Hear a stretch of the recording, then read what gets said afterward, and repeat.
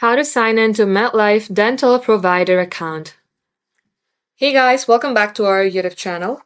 Without any further delay, let us get started.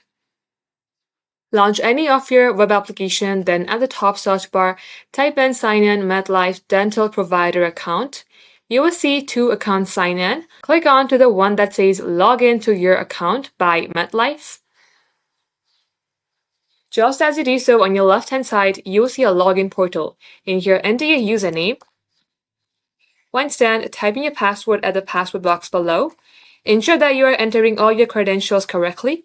If you would like to see your password, you can also check on this eye icon to reveal your password. Once done, click on to login. If your credentials are correct, you will get logged into your MetLife. From there, you can easily access your dental account.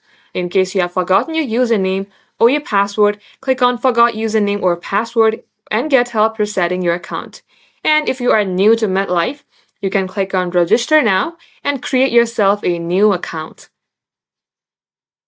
That's all for today. Thank you for watching the video till the very end. If it had helped you in any ways, then make sure to like and subscribe.